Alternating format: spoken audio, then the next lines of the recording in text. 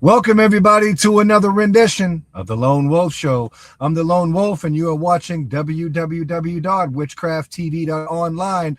And this is the special series of the WitchCon presenters, a conglomeracy of the largest online, meeting of witches in the world. And we have a special guest backstage all the way across from the pond from America. Because why? Well, witches, we're worldwide. And we love you, and we'll have our guest right here on the station right after this intro.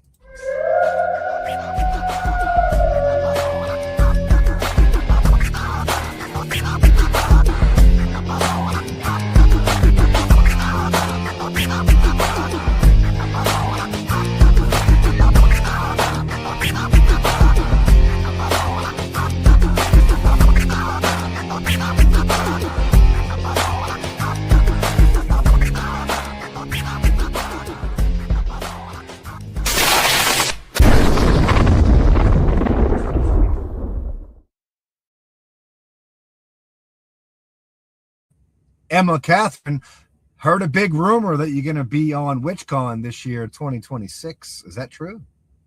Indeed, it is, and I can't wait. I always find they're such like good events. They're well run. There's so many great talks. Like it's amazing. I love being a part of it. So how'd you hear about WitchCon? This will not be my first time. I have presented, I think twice before. Definitely once. I was on last year. I think it's twice. Like the years just merge into each other, don't they? And so yeah, I've done talks with them before. So yeah, and I think anything in the witchcraft world, I always think no matter how long you've been doing this stuff, it's always good to kind of, you know, get different perspectives and listen to different voices. And this is a great opportunity to do that. So this is your second year or third year with WitchCon? Yeah, I want to say it's my third, I was there last year, and I think I was there the year before. Um, so yes, this will be my third time. Um, so it feels a bit like coming home a little bit. What was your presentation the first and second year? I bang on a lot about all kinds of stuff. So I think the first year I did like magical herbs and plants. Last year I talked about obeah and voodoo. And this year I'm talking about spirit work in magical practice. So tell me about Obeah. What is Obeah exactly? What is that? So if I'm being lazy, because sometimes I am, if I'm being lazy, I'll often describe it as Jamaican witchcraft. So my father was born in Jamaica and he came over to the UK during the Windrush era. Um, so if I'm like I say, if I'm being lazy, I call it Jamaican witchcraft. But the truth is, it's practiced throughout the Caribbean, and it's a magical and spiritual practice. There's lots of similarities with witchcraft. Some people might not like me calling it witchcraft, but ultimately, it's unavoidable that there's that link between the two practices. So. So does Obeah, is that like a name for, because there's many different labels. Everybody wears different hats, you know. Mhm. Does is Obeah kind of, is it familiar to what Marie Laveau in New Orleans, kind of her personality, that type of tradition? Is it like voodoo? So it's not voodoo. There is a misconception that it is, and I think sometimes those misconceptions come down to people maybe not really understanding. And on the surface, there might be similarities. You know, I often describe voodoo and Obeah as being magical cousins in that they have that shared root in West Africa, but that there's lots of differences between the two. So within Vodou, for example, you've got the lower who are the intermediaries between humanity and the supreme creator being, and you petition them for lots of different things.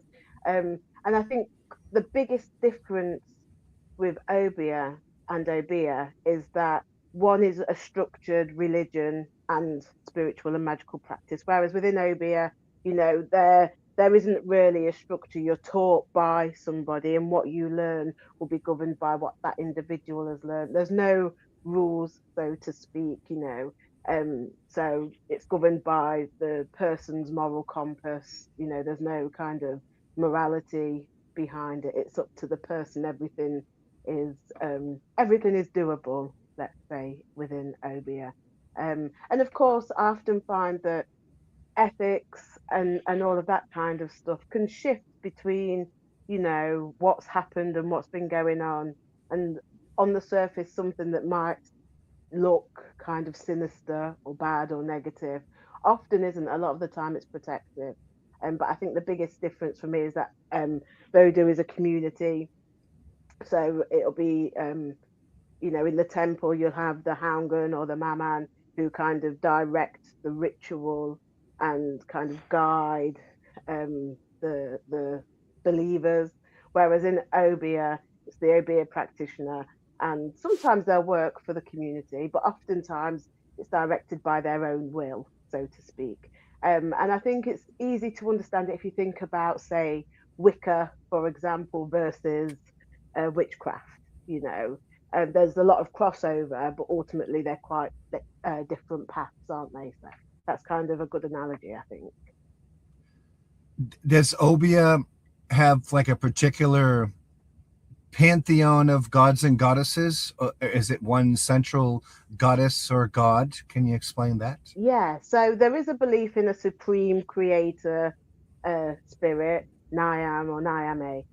But and this is where it's kind of similar with voodoo, whereas they have Bondi, which is a supreme creator god, but it's almost virtually unknowable to us as mere mortals, as humans, you know. So there's little interaction between humanity and the supreme creator god. Instead, it's a spirit work, a spirit led practice. So there are spirits that you work with within Obeah, but not so much the gods. And oftentimes they're nature spirits. So, like, you have Sasabonsan, who is the wild god of the forest. And then there's other spirits as well that you work with. And each spirit kind of governs a different area. You know, so for instance, you have Papa Bones, who is a kind of psychopomp and is kind of the gateway into Obeah. And then there's Asase, which is the earth. And so there's different spirits and different classes of spirits that you work with for whatever result you're wanting to get or whatever working you want to do. Will Mother Nature ever lie to us? That is a really good question. And I think it's quite a complicated question because I think sometimes I don't think she lies to us as such, but sometimes it's our own understanding that is maybe out of line. Okay, so we might get some information. You know, a lot of the time when I do tarot readings, and people all sit down at the tarot table and they'll ask a question. And I often say that when people sit down, they really know, but everything else gets in the way. And so when they get an answer they don't necessarily want, or it's not what they were looking for, then they start throwing all of the but what ifs and I can't and this, that, and the other. And I feel like it's the same with nature. So not necessarily that they lie to us, but sometimes I feel it's our own kind of egos that kind of might misinterpret or not understand the cues and the clues and the messages that are given. So in the scope of witchcraft, or we can call it as many different names as we have different cultures across the planet and time periods and geographical areas on the planet. As for like someone that is a wise one, do you think that there's a certain element of being a wise person of humanity that we all kind of agree upon? And do you think it's better for humanity that we, reach outside the box? Yeah, I do. I think in our own material day-to-day lives, it's easy to get like kind of bogged down, and we want things, I think, as humans to be very neat. and tidy and fit into specific criteria. But sometimes the truth is it doesn't. If only it did, right? Things would be so much easier.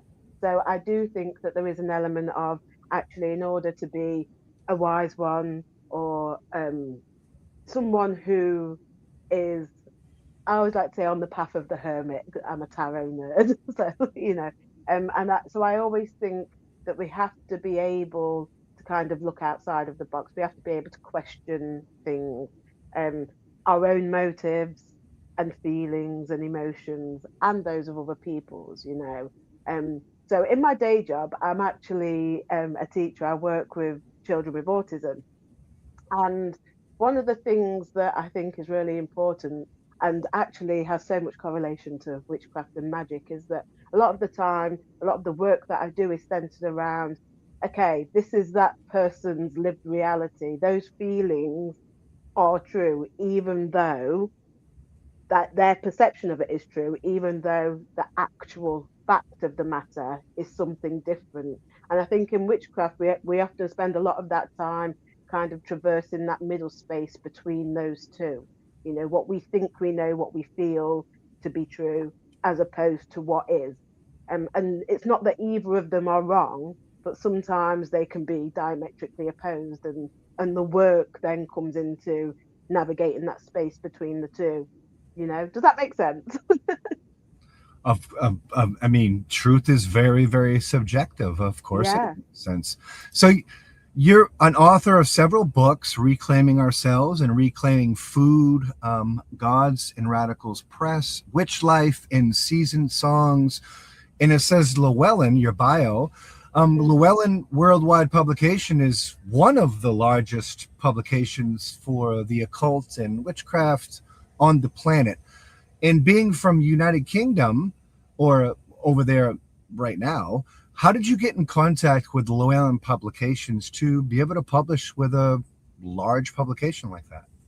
I've been writing for a while, mostly so when I started writing. And I think one of the things that kind of anybody feels when they start anything creative that's kind of based on their own practice and their own ideas, it kind of stems from a bit of self-exploration, but also actually, I don't know, I feel like humans have this creative urge to put forth and to share, and it creates discourse with other people.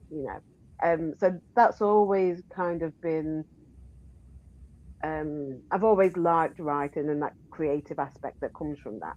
And I've been writing lots of articles for a long time for various online and in print journals and magazines and websites and that kind of stuff. And I'd written my books for Gods and Radicals, which is now Soul Books, which is quite a small independent press. And I always like writing for those because I always say, they give you a lot of editorial freedom, so that's always quite nice as a creative.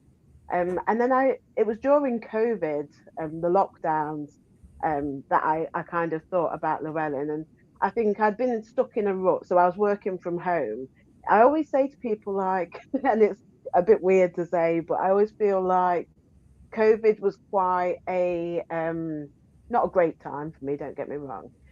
But it was a time where I had more time and energy to direct towards that creative endeavor. So I was working from home, the school was closed. I was doing like a few online lessons a week and planning. So I had a lot of time. And for the first part of that time, I think I got stuck in a bit of a rut, because it was the first time I'd not worked, so to speak. And for a while, it was nice just to kind of follow your own routine at home. But then actually, after a few weeks, you think, oh my God, what am I doing? And I think my witchcraft practice suffered as well, because I'm very used to being quite a busy person. So everything is almost, I have to be quite strict with my time, so everything's almost regimented. Like, this is the time I've got for this is the time I've got for that. And so I really had to look at what I was doing in my witchcraft practice and how I could kind of use that as a tool to motivation. And I always say that's where my first book for Llewellyn came from. So I needed to kind of kick myself up my bum a little bit. And then I thought, do you know what? There must be loads of people who feel the same. It was such a weird time, wasn't it?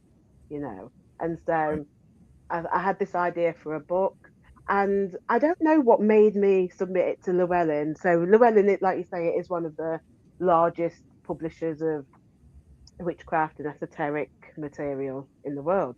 And I'd been familiar with it for a long time. I think most people who practice witchcraft are. And so, I had this idea for a book, and I just thought, what? I'd written like the first few chapters. I thought, I'm going to kind of put a proposal through to Llewellyn. And in my mind, I wasn't expecting it to get accepted. I just thought, what? I'm going to do it. And if they say no, do you know what? Not a big deal. I'm still going to write it anyway. But they didn't. They accepted it, and it kind of went there. So tell me about you're a teacher, and when you teach, are you teaching younger people, older people? Is it college? Is it what kind of teaching?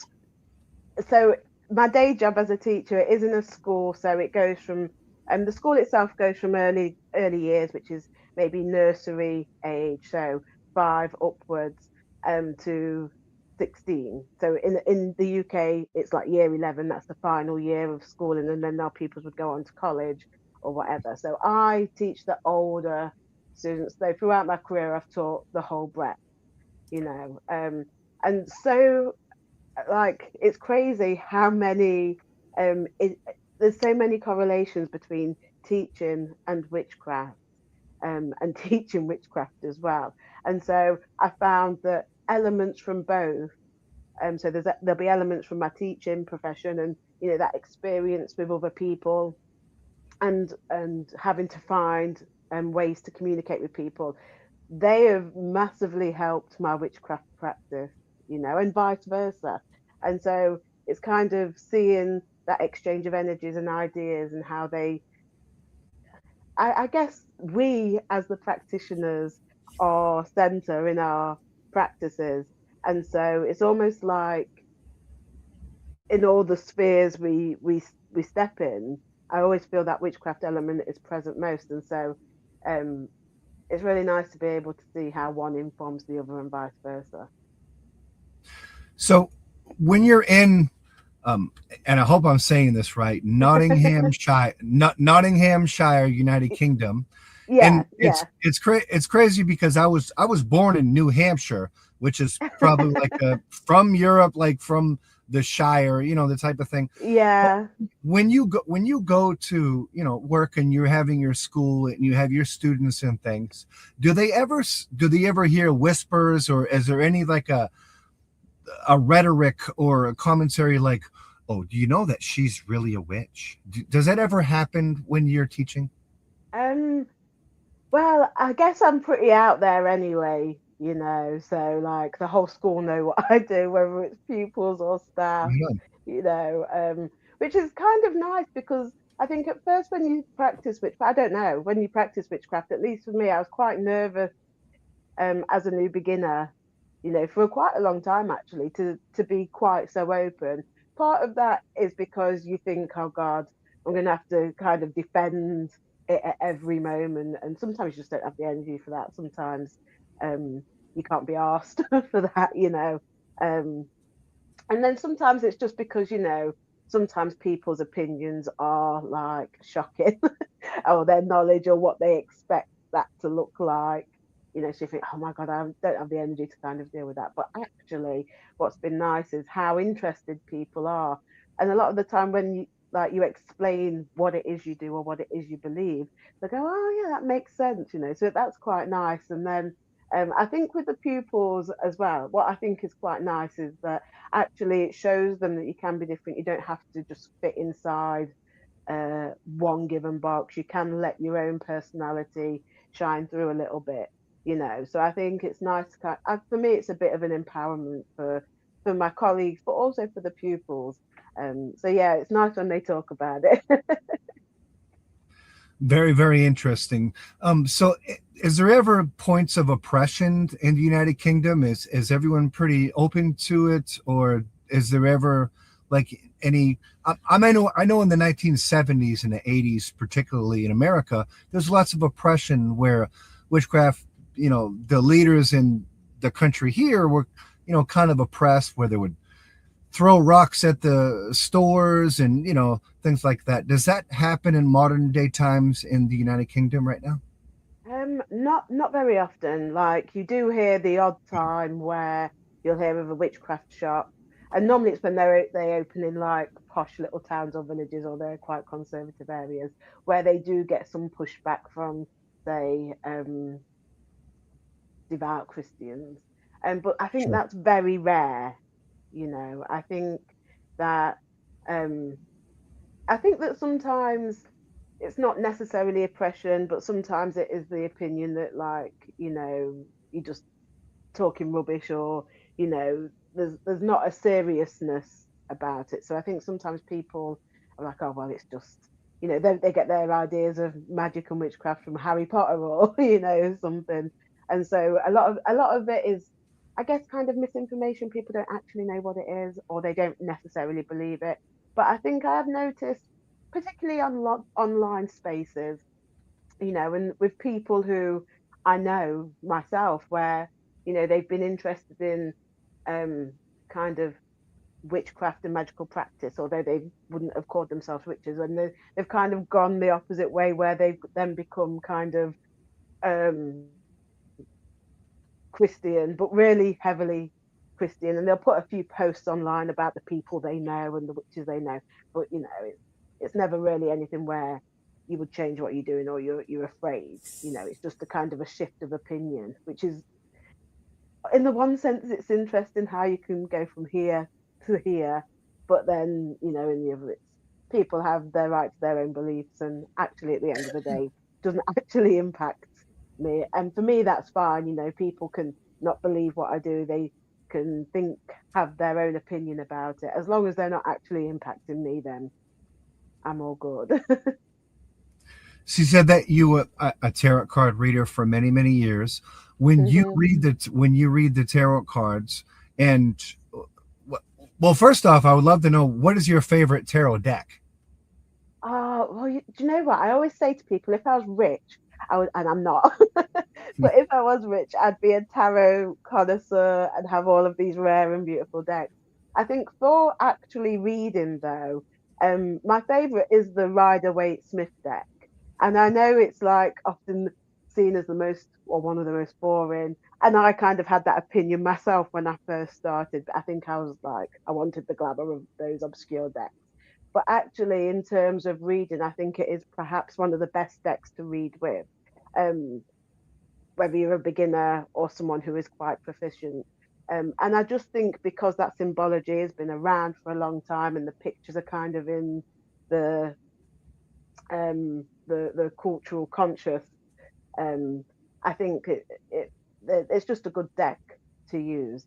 But I think once you are kind of confident with how you feel the cards um, are speaking to you, and how you connect with them. I think actually, as long as you're choosing a deck that makes sense to you, then that's fine. But the Rider Waite Smith deck is my go-to. Very cool. And well, the tarot deck, particularly that Rider Waite deck, is it's almost like it's kind of old school, and it's becoming traditional. And nowadays, in contemporary, and we have a lot of like new agey type of uh, culture that's coming, Hmm. with the magical landscape and things. And we have like these divinational decks that they call oracle cards.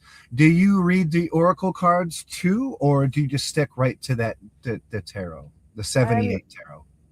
yeah, the 78 tarot is my go-to. But saying that, there is one tarot oracle deck that I actually really do enjoy using. And I don't know if you've heard of them where you guys are, but in the UK, there's these two wonderful ladies called the Seed Sisters. So um, they are herbalists.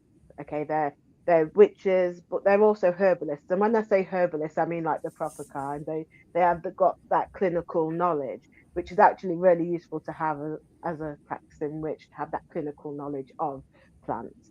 And so those guys did an oracle deck, and I think one of the things why I never really got on with oracle decks before is, I guess it's part of it is my own attitude towards them.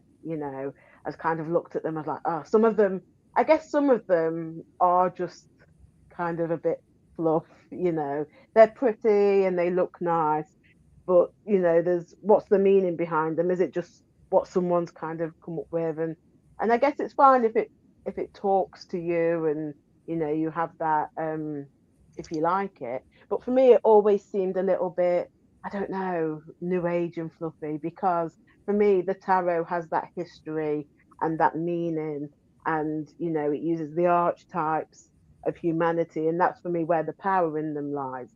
And I always saw oracle decks as not being like that. But as I've got older, I think I'm becoming a little bit more open-minded. Um, and so the Seed Sisters deck was one they sent me to kind of review. I'd done some work with them in the past, um, on different like talks and that kind of thing. And what I really liked about this is that actually the basis of it was solid, so it had a clear basis, a clear, this is how you use it. It was based on plants and herbs, but it also had, you know, it was also associated with the elements. And I really like that. Cool pepper is one of my herbal heroes. And so it kind of reminds me of cool pepper a little bit, where the plants have astrological and they have astronomical and cardinal direction kind of crossover. And so it was based in very much, I kind of guess, the esoteric history of plants. And so I think that's why I really liked that deck. Um, and there are others that I find useful, but I think I find them useful more for personal kind of work as opposed to doing readings for other people. For me, they're almost like a tool to understand what you're going through in any given moment. And whereas the tarot can guide you along the path that you're on and kind of help with that decision making process, I think sometimes the oracle can help you just work through your own feelings a little bit, you know. So whereas the tarot can be like, actually, no, this is what you need to do, whether you want to or not. I feel like sometimes a good oracle deck is kind of okay, you know what you should be doing, but let's work through why you're not ready to get there yet. Um, and for me, that's a good way of using it, but that's more for personal kind of work, I think. So, any witch that writes a book, and you publish with writing a book about reclaiming food, and one of the things that pops into my mind is, well, if you're a wise one of humanity, what is the most nurturing, like best thing that you can eat that's good for you? What did you find in your research with food as a witch that helps you with staying healthy?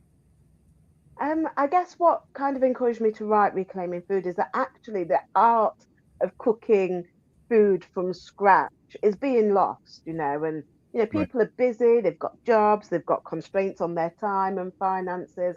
And I think that people often think you need to have all of this equipment, you need to have the best of this and that in order to cook from scratch.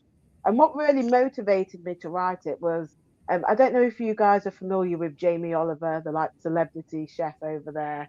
But over here, he's almost like a bit of an activist chef. But for me, he's someone who is like quite self-righteous, and a little bit condescending. So I can remember, when my children were little, and we were just like a one income household because I was a stay-at-home mom and my husband went off to work, and money was tight.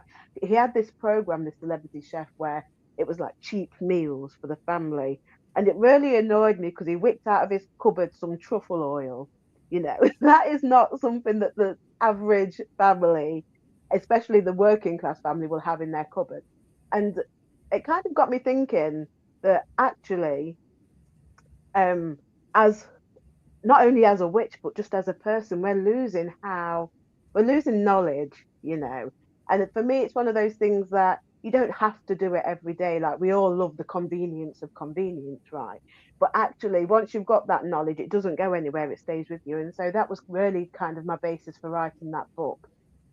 I love making soups though.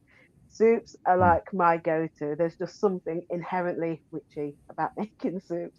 And especially Yeah. like when it was Halloween and I went to TK Maxx and bought one of those cast iron cooking pots that's like shaped like a cauldron. I love making soup in that. I agree. But you know, is one of my favorite things because soups are one of those meals where they're nutritious and healthy, and actually you can whip one up from whatever you've got lying around. Yeah, It's kind of, it is pure alchemy, really. Take these it is. ingredients, and Yeah. I think no matter what you've got, and as for me, and for that book in particular, I wanted recipes that didn't take ages, you know, because nobody's got time to, you know, cook all day. I wanted recipes where you could go to your fridge and see what you needed to use, you know, what what was kind of nearing its lifespan. And my favorite soup is just a roasted vegetable soup. And so for me, if it's like a few days before shopping, and like the stuff in my fridge that is maybe, you know, the kind of stuff that is still good to eat, but you might not want to eat it like raw. So like tomatoes, for example, that are no longer firm. They're still good, but they're slightly squishy to the touch. Um, Things like that. Carrots that are no longer as crunchy and firm as they were like a few days ago, but still good to eat. Bang all of those in the oven with some oil, and then you know pop them in your pot, whiz it up with a bit of stock. And if you want to be luxurious, you can add a bit of cream and all of that stuff. But for me, soup making is one of those things that anybody can do. It's really Mm. easy, and I don't know, it just feels like pure magic.